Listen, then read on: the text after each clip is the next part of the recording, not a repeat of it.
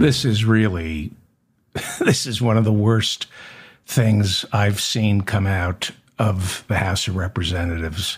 The House voted Tuesday to censor the only Palestinian American serving in Congress. Democrat Rashida Tlaib has been censured for comments she made in the wake of the October 7th massacre of 1,400 Israelis by Hamas. The motion to censure accuse Congresswoman Tlaib of using the phrase, quote, "from the river to the sea," which the Jewish Anti-Defamation League says is an anti-Semitic slogan that calls for the elimination of the Jewish state of Israel. The motion to censure focused on a statement Congresswoman Tlaib issued right after the massacre. And they're accusing her of justifying terrorism with the following statement.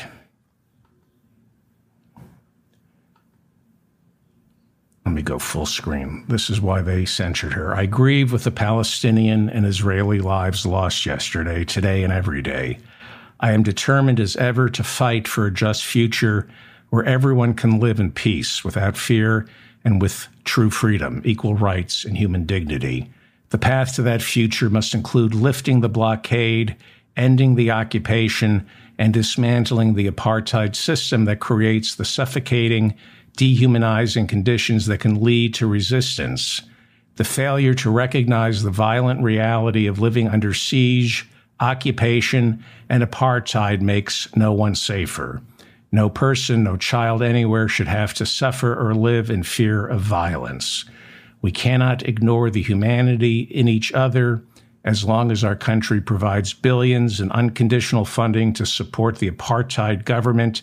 This heartbreaking cycle of violence will continue." You may disagree with the Congresswoman. You may not like her use of the word apartheid. You may not like the fact that she found a reason. She calls the attack resistance as opposed to terrorism. She is a United States Congresswoman. She has every right to make a statement like that. If you're Jewish American, I urge you to donate to Rashida Tlaib. She represents the Dearborn part of Michigan. They are going to come after her.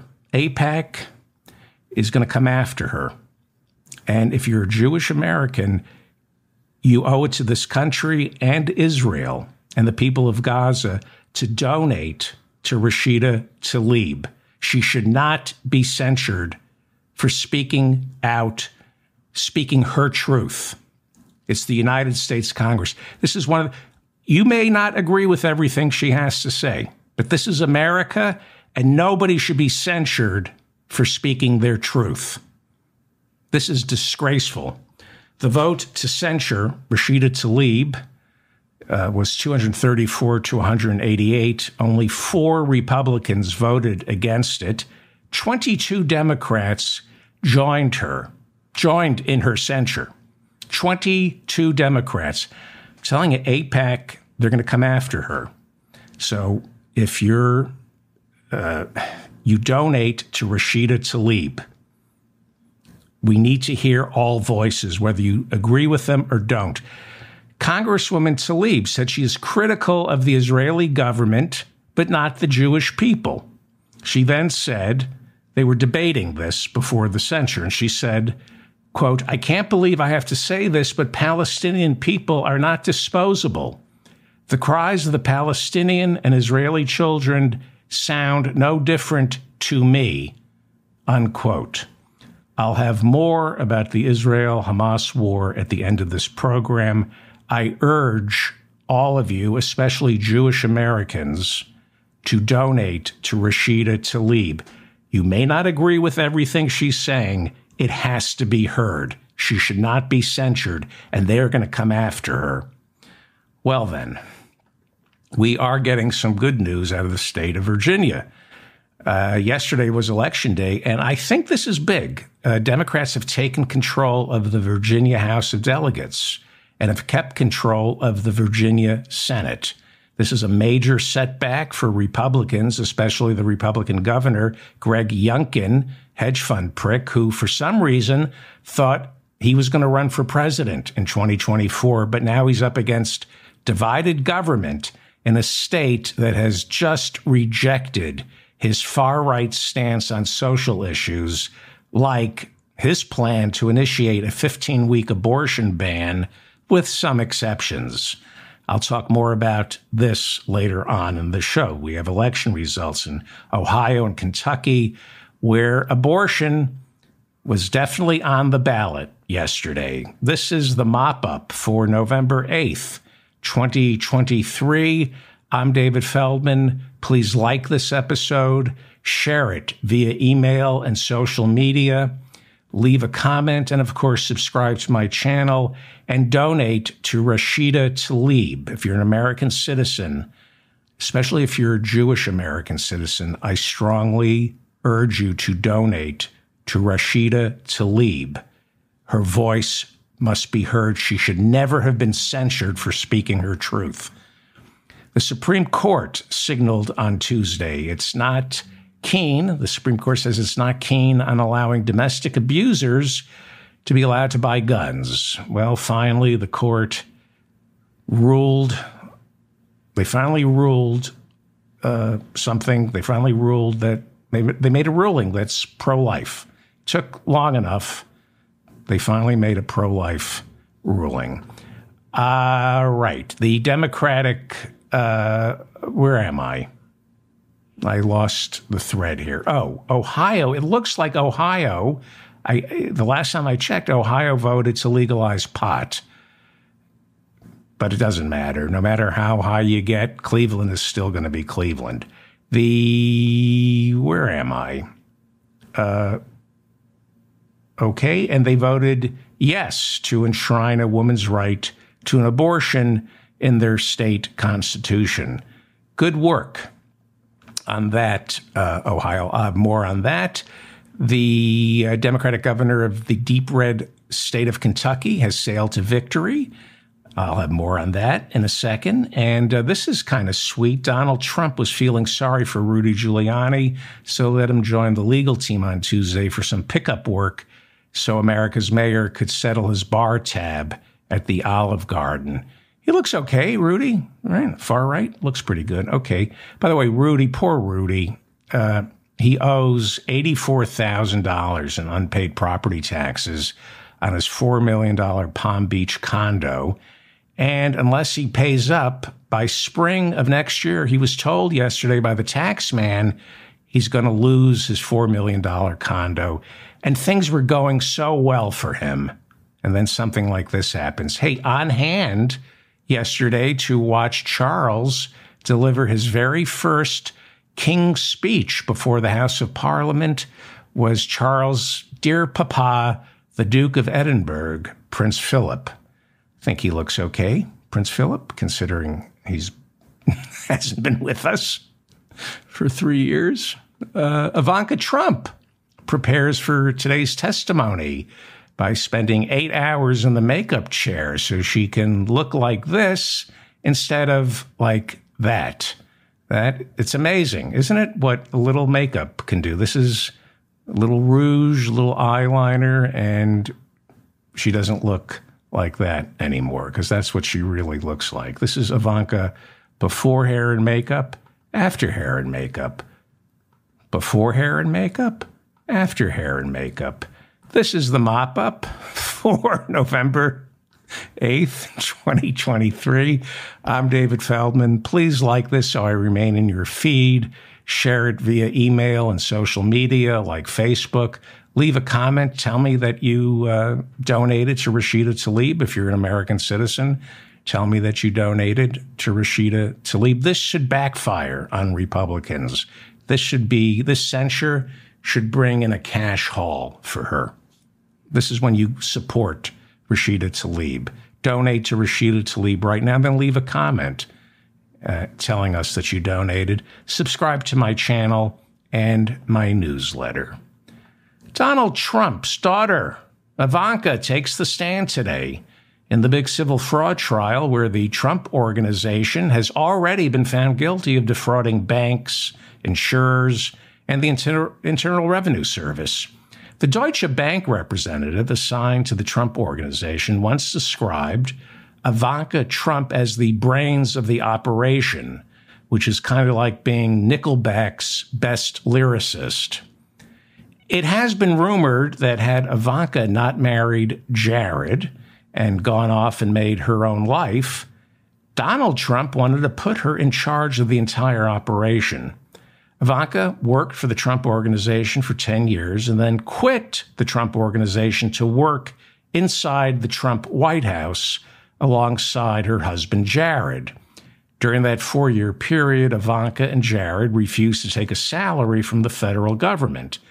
But according to their financial disclosures, they earned $640 million in outside income while they were working in the White House. That's what they admit to in their financial disclosures. And we all know how honest the Trumps are when it comes to their financial disclosures. It is generally agreed that they're earning $640 million while working in the White House violates every single ethics rule ever written. If you recall, the New York State Attorney General, Letitia James, had included Ivanka in this original civil lawsuit, but then Ivanka hired attorneys who were separate from her father and her 2 brothers, and those attorneys were able to convince an appellate judge back in June that Ivanka had nothing to do with preparing financial statements for the Trump Organization, and so they severed her from this trial. But because the scale of the fraud turned out to be much larger than anyone could have ever imagined, New York State Attorney General Letitia James demanded that Ivanka be put on the stand, testify, since it's almost impossible to believe that someone so close to her father and brothers couldn't have helped orchestrate, or at the very least participated in his company's financial irregularities. So she's testifying today. This could be big. This could be big. There are 3 things to watch for during today's testimony.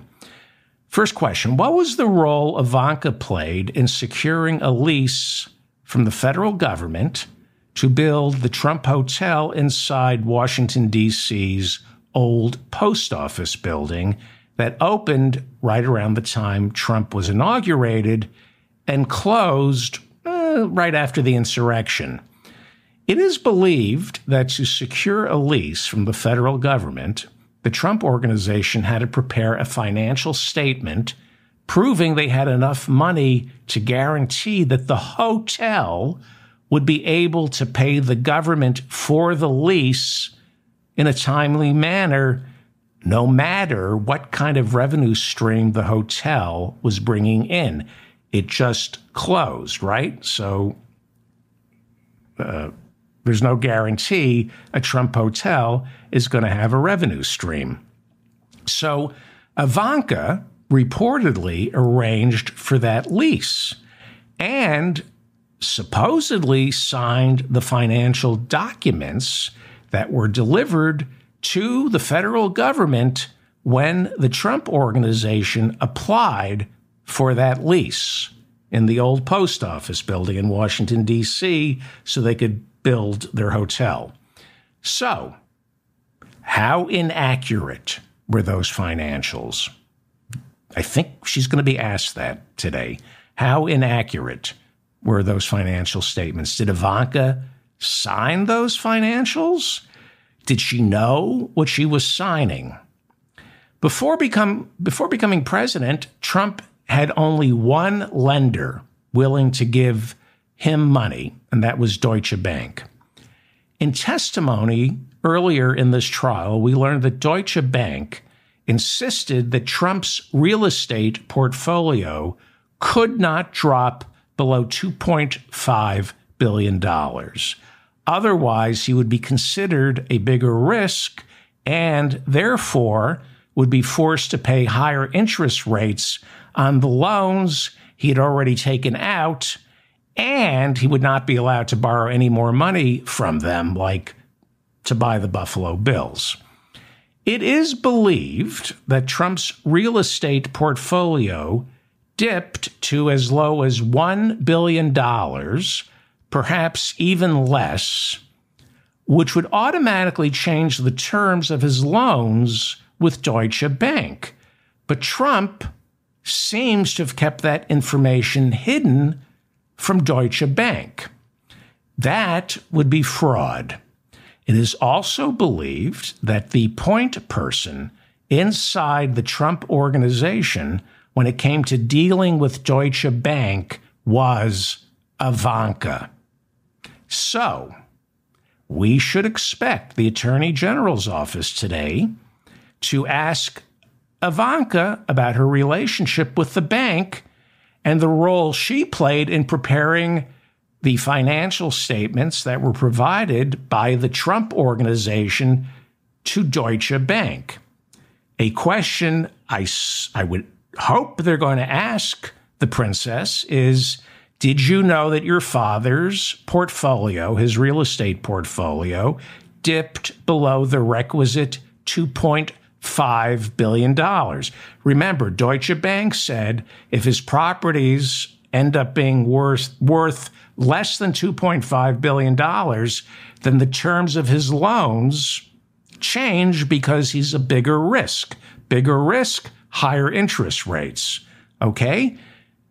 Did she try to hide that information from Deutsche Bank?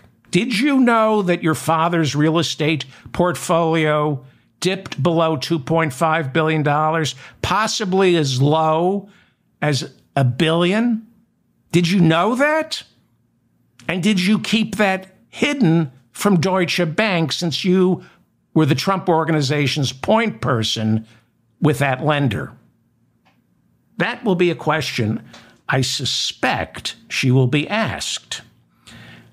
Is she aware that hiding risk from lenders in order to ensure lower interest rates is fraud? Okay?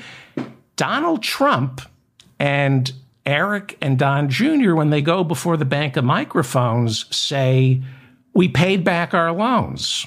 Yes, you did, but you hid the risk, which means you saved, it was estimated $140 million on interest that you should have been charged because you hid the risk. This is what I'm learning about lending.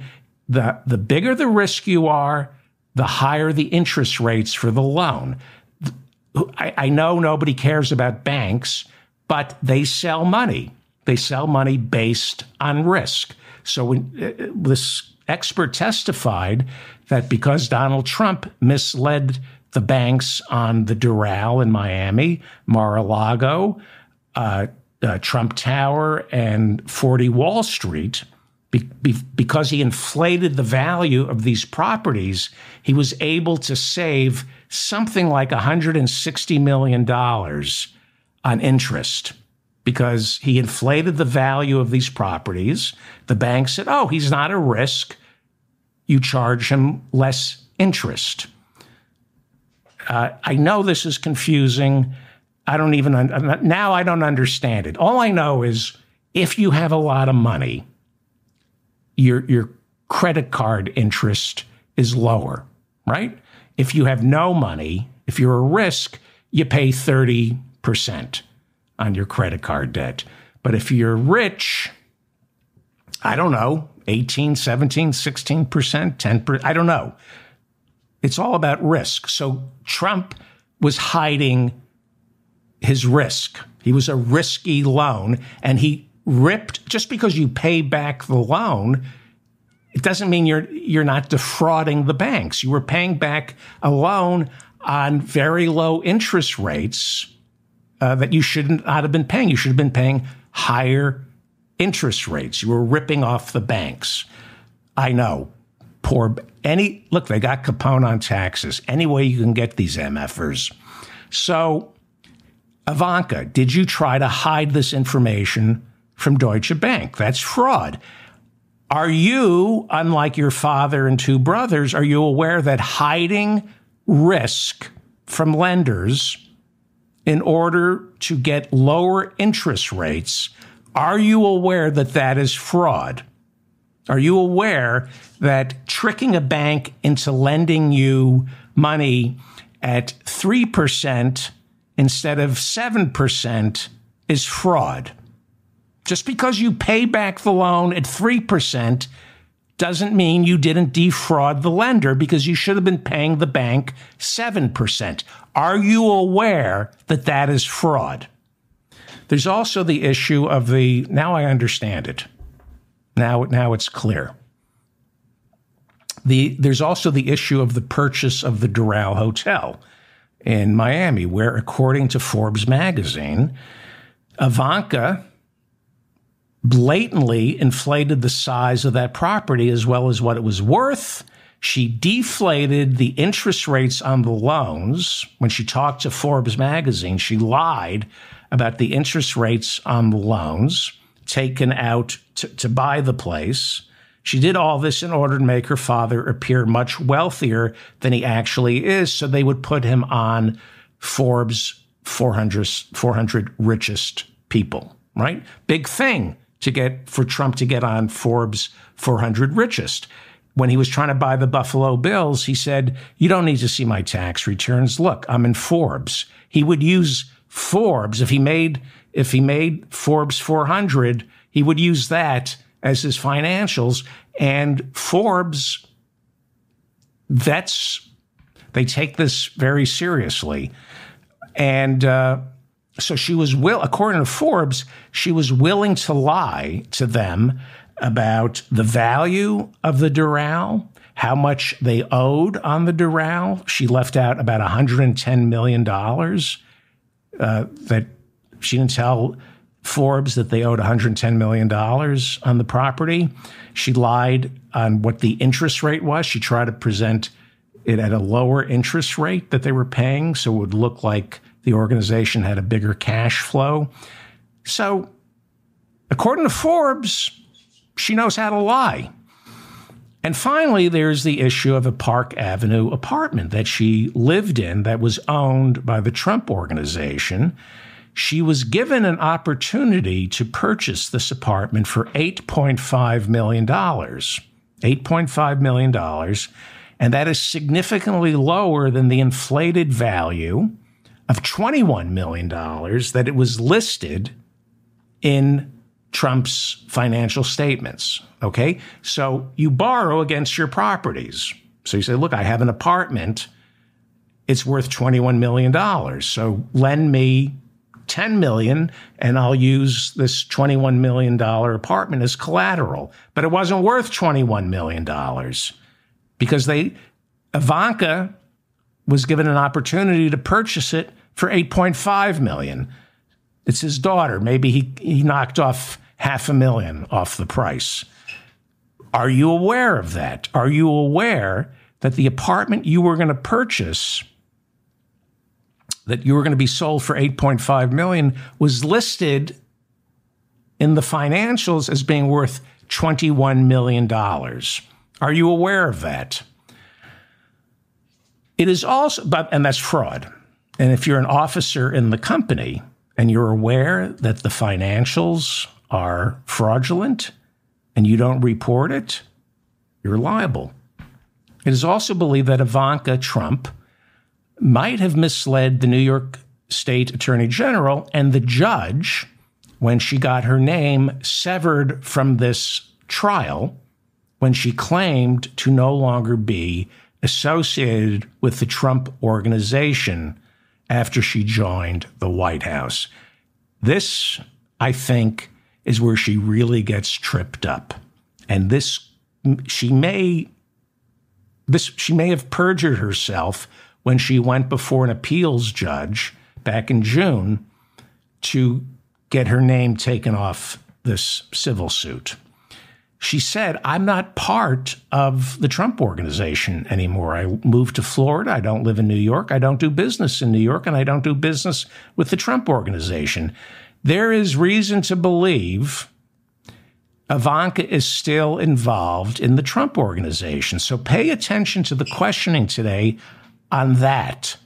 If Ivanka gets tripped up and admits to still being part of the Trump Organization, she could be folded back into this lawsuit, which is what New York State Attorney General Letitia James wants. And perhaps she could be charged with perjury when she told the judge back in June that she had nothing to do with the Trump Organization. The Attorney General's office has reportedly subpoenaed Ivanka's most recent credit card statements. Some are now reporting that these credit card statements will reveal she is still very much involved with the Trump Organization and is doing business in New York. It is suggested that Ivanka's credit cards, her taxes, her household staff, and other amenities are either paid for or managed by the Trump Organization. If that comes out during today's testimony, it could be devastating for her. And if it's devastating for her, it's devastating for the Trump Organization. Again, back in June, when the state appeals court severed Ivanka from this trial, they did so for two reasons. They felt that the statute of limitations on her involvement with the Trump Organization had run out, and that she had nothing to do with the Trump Organization when the banks, insurers, and government were defrauded. And they were defrauded. Judge Arthur Engoron has already ruled that Trump, the two brothers, are guilty of fraud. And the only reason for the rest of this trial is to determine how much to fine Donald Trump, because Letitia James thinks the original number, $250 million, that fine is way too low. Okay? So Ivanka has done everything she can to avoid tomorrow's testimony. Unlike Don Jr. and Eric, she doesn't need her father. Her husband, Jared, just secured $2 billion illegal dollars from the Saudis that they've handed over to his investment firm. That should be investigated, but they've got money. And this couple, Ivanka and Jared, they've made it clear they are distancing themselves not just from politics, but everything to do with Donald Trump. She wants out. So what will be her game today? What's her game today? You know, we like to believe that somebody like her and Jared are smart. That's how the Trumps get away with all this shit. They must know something, right? It's a confidence game. They have confidence. That's why it's called a confidence game. They appear confident and they're able to rip you off. So the thing to remember, Jared Kushner is stupid. He's stupid. His father had to spend something like $3 million to build a library to get him into Harvard. He's stupid. She's stupid. Everyone thinks they got the best attorney in New York for her. But even the greatest attorney in New York can't save stupid. Now, I honestly believe that Ivanka has no moral or ethical center. How could she? Look at how she was raised. She was working inside the White House while breaking every ethics law under the book. Every ethics law you can imagine. She was getting patent patents filed in China. It was, I think when it comes to ethics and financial irregularities, I think when you get her on the stand, she won't even know which lies to tell. So her best bet at this point is tell the truth as best as your enfeebled mind can interpret it. That's the best bet for her because she doesn't need her father. She doesn't need to protect her father, her idiot brothers. She doesn't need to lie today. She doesn't need to insist that the Trump Organization is a great business. We know it's not. Her best option is just tell the truth. If she tries to get her story straight with her dad's story and tries to make sure that her events match up with her idiot brothers, she's in a world of hurt because she has a different attorney. She doesn't have Don Sr.'s attorneys. Eric and Don Jr. do, so they can get their story straight. She went off the reservation. I think you're not allowed to say that anymore. She went rogue. I think you can say rogue. You're not allowed to say off the reservation. I apologize. She freelanced. Her father and brothers have already lost this case. Based on Trump's behavior during Monday's testimony, there is no way he wins this on appeal. Based on Donald Trump's behavior during Monday's testimony, there is absolutely no way he will win this on appeal. The Trump Organization is going to be dissolved. The properties will be put into receivership and then sold off, and her father and her two idiot brothers are going to lose their licenses to conduct business in New York. And on top of that, the state attorney general wants the Trump Organization, wants Donald Trump, wants the brothers to pay a $250 million fine. But, as I just said, Letitia James, the state attorney general, is going to ask for far more than $250 million, because when she came up with $250 million, it was before the discovery phase of the trial. And during the discovery phase of the trial, it was revealed that the Trump Organization engaged in a level of fraud that Letitia James said was, quote unquote, staggering, beyond anything she had imagined. Not $250 million worth of fraud, but perhaps in the billions. So Ivanka's exit strategy from Trump world does not include being pulled back into this sordid mess, the mess that is her father, the mess of being beholden to her father. Now, maybe we'll be surprised, and her testimony, I think I have something in my eye. Maybe we'll be surprised, and her testimony will be uneventful.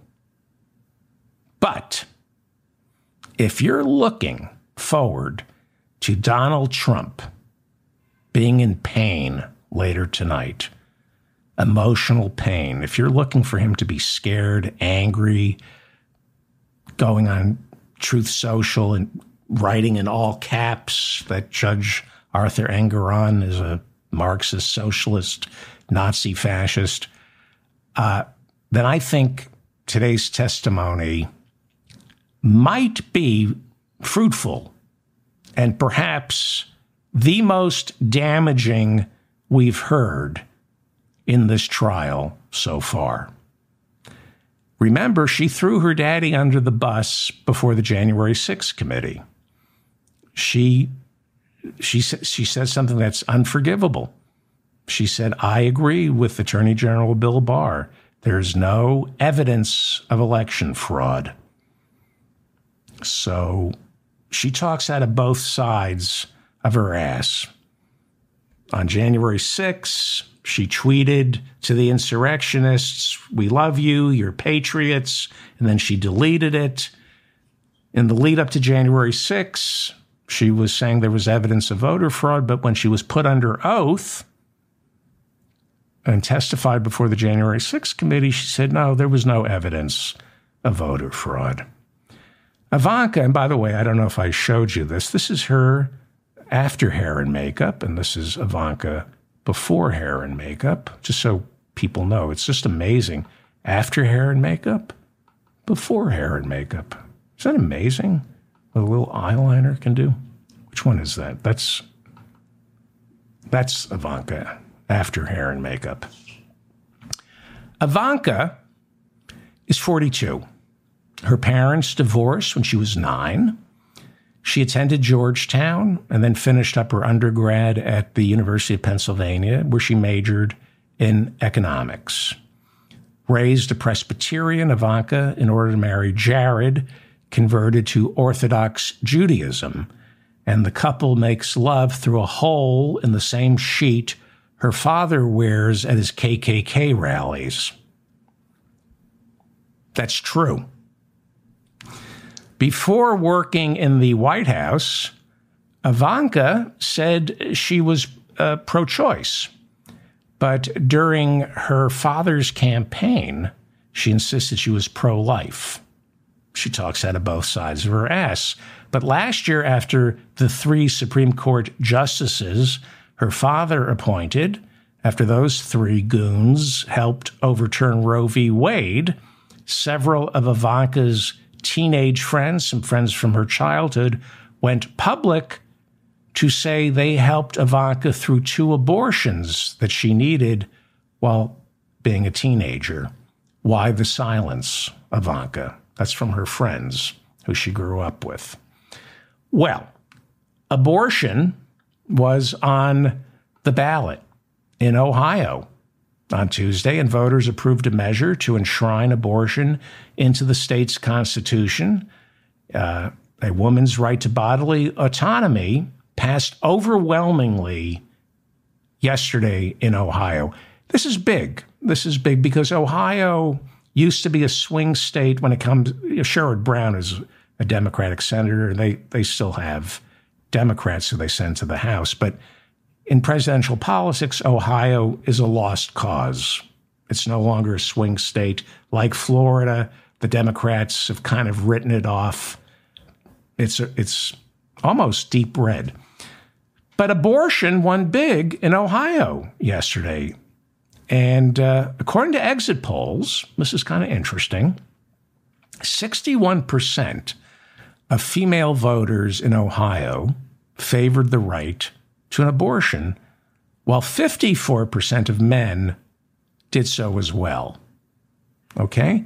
Now, the Washington Post points out that this 7-point gender gap is smaller than Ohio's gender gap in 2020, when the number of female voters for Joe Biden exceeded the number of male voters for Joe Biden by 12 points. I don't understand my notes. Does that make any sense? I was reading the Washington Post and I jotted, does that make any sense? There's a gender gap on how men and women in Ohio viewed abortion, right? 61% of females voted in favor of abortion yesterday, while only 54% of men, and that's the gender gap. It's a 7% gender gap. But the number of male voters, these are numbers. Nobody's interested in numbers, David. Anyway, the gender gap was bigger with Biden. It was a 12-point gender gap with women liked Joe Biden in Ohio more than men did. That's okay. All right. So excited about Ivanka destroying the Trump Organization today. All right, so we don't want to talk about these numbers. This is stuff you should read. It shouldn't be yelled at. I shouldn't be yelling this stuff at you. I just started reading my notes, and I didn't even know what I was reading. Well, the point is, abortion was on the ballot in last year's midterms, and it was on the ballot, obviously, in Ohio, and many think it was on the ballot in Kentucky yesterday, a deep red state that Trump carried by 24 points in 2020, where the incumbent Democratic Governor Andy Beshear sailed easily towards re-election yesterday, right? This is Kentucky, Rand Paul, Mitch McConnell. This is a deep, deep red, Kentucky red grass. I mean, this is as red as you get, but they have a Democratic governor, Andy Beshear, who got reelected yesterday by a big margin, possibly because abortion was on the ballot. Kentucky has one of the strictest abortion laws in the nation. They make no exceptions in the case of rape or incest.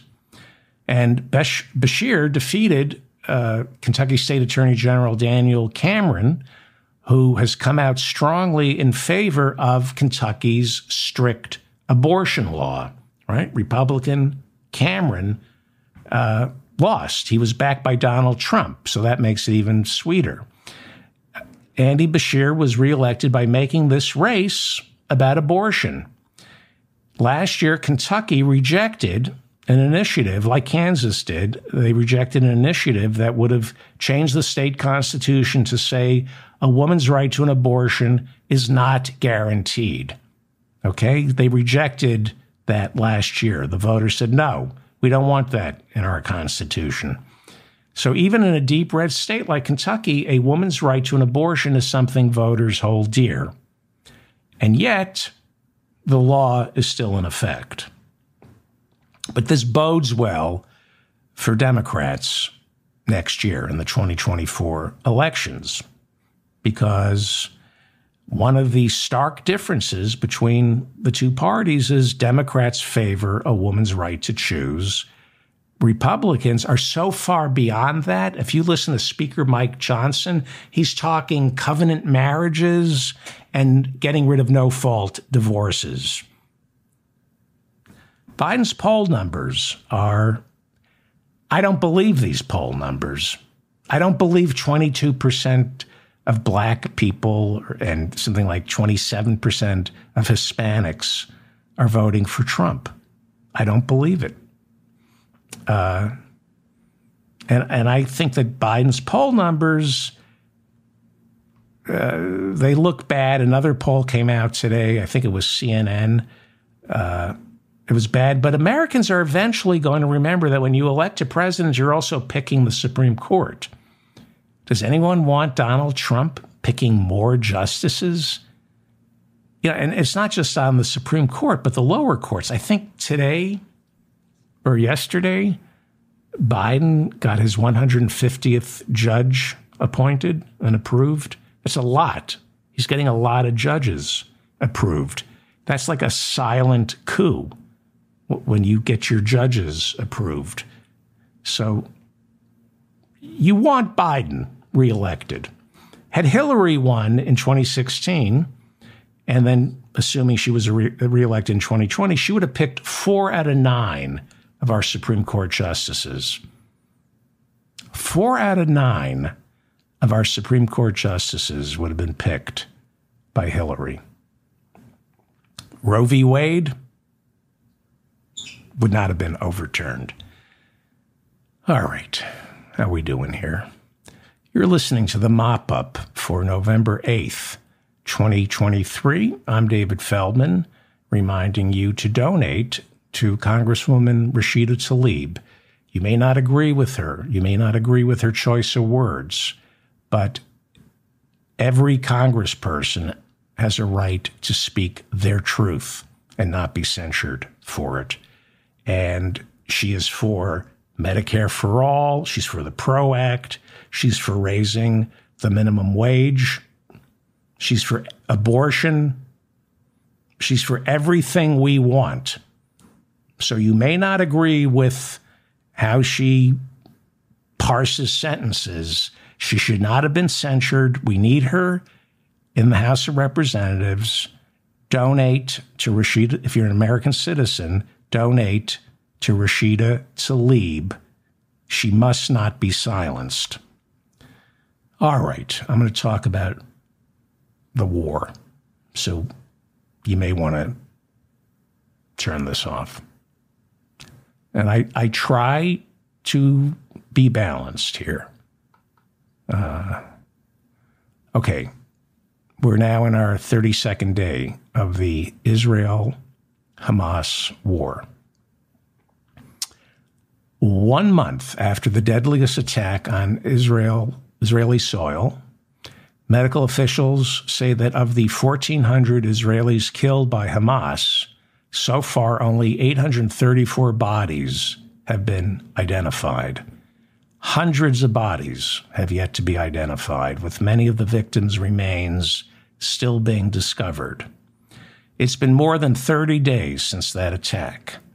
Israel's ground offensive seems to have entered a second stage, as troops and tanks are now surrounding the northern part of Gaza, cutting the strip in half, as Israel attempts to tighten a noose around Gaza City, that's in the north, has a population of about 750,000, and it's where Hamas is headquartered. For weeks, the Israeli military has urged those living in northern Gaza, especially the people of Gaza City, to move south so Israel could focus on the 40,000 Hamas soldiers hiding in their subterranean infrastructure that make up hundreds of miles of tunnels in and around Gaza City.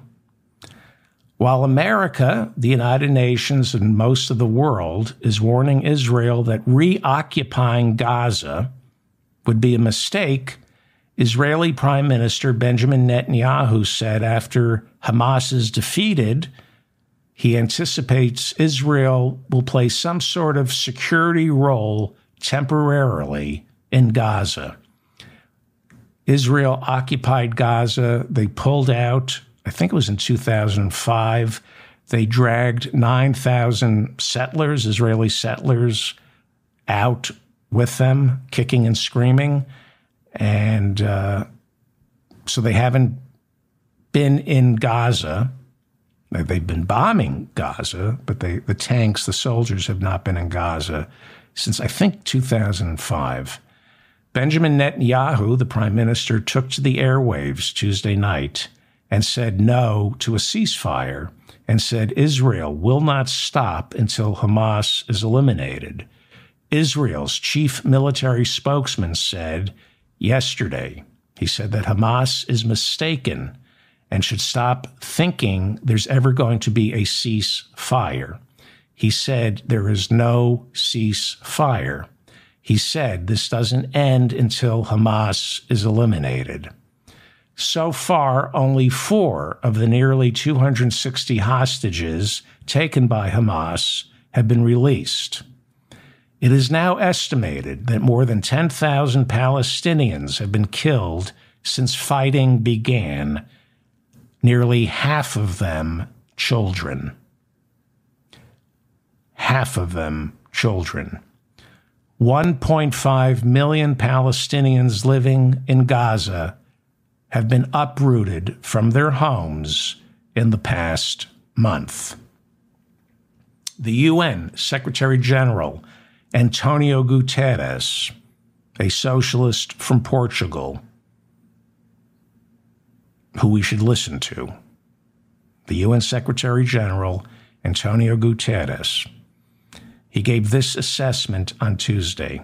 This is what he said, quote, "Ground operations by the Israel Defense Forces and continued bombardment are hitting civilians, hospitals, refugee camps, mosques, churches, and UN facilities including shelters. No one is safe. At the same time, Hamas and other militants use civilians as human shields and continue to launch rockets indiscriminately towards Israel. That's everything I read and try to understand. That is I think, is a perfect summation of the situation from the UN Secretary General, Antonio Guterres. This is his assessment. I'm going to read it again because I think this is exactly what's going on. Ground operations by the Israel Defense Forces and continued bombardment are hitting civilians, hospitals, refugee camps, mosques, churches, and UN facilities, including shelters. No one is safe. At the same time, Hamas and other militants use civilians as human shields and continue to launch rockets indiscriminately towards Israel. Now, I know that what he just said there, people hear what they want to hear. But that's an objective assessment. And how do we fix this? How do we solve it? I think we listen to the UN.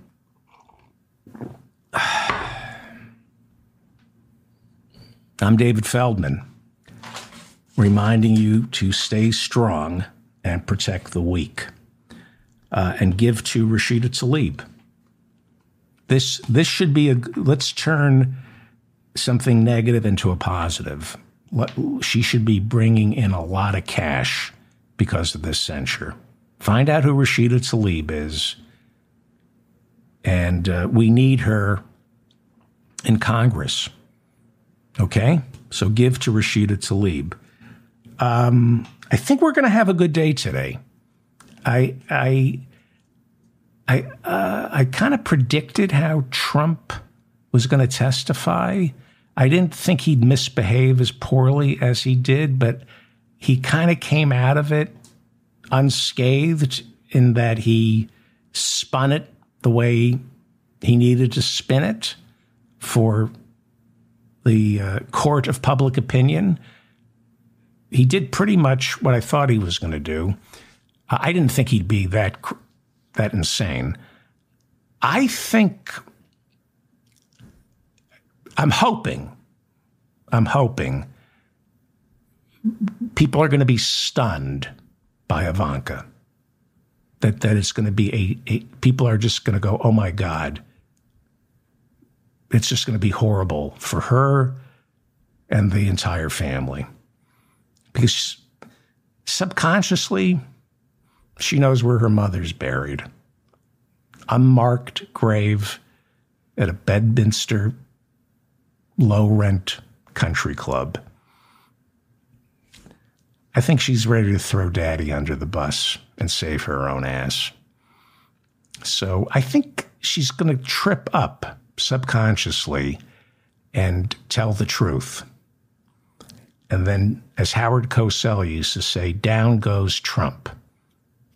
I think let's all pray that's how it ends today, where we're just going.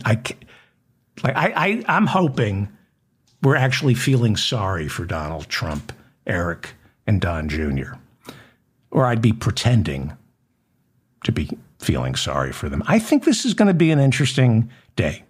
I do. And if you want good karma, you will donate to Rashida Tlaib. You will give money to Rashida Tlaib. Thank you all for listening to me. Thank you for the comments that you give me. You correct me. I do make mistakes. Sometimes I misspeak. Like there's a Freudian slip that comes out. but sometimes I get my facts wrong, and I appreciate the corrections. And if they're important corrections, I will start the show with them. Because a lot of these subjects I'm in over my head. So if I got something wrong, please let me know. Please like this so I stay in your feed. Please share it with your friends. Please subscribe to my newsletter. I almost put the newsletter out today. Please subscribe to this channel. Thank you to the mods, Bob, in the chat room. And we started at 12:05 today, but no poll. I thought I can take another 10 minutes and do a poll. Why don't you start at 12:05? All right. What do I have here? Do I have anything good? I have some new stuff that's good. No, not that. I liked, what did I do? This was good. Hang on. But I got some stuff that I didn't have time. Like, I thought this was good today. Hang on. Prince Philip.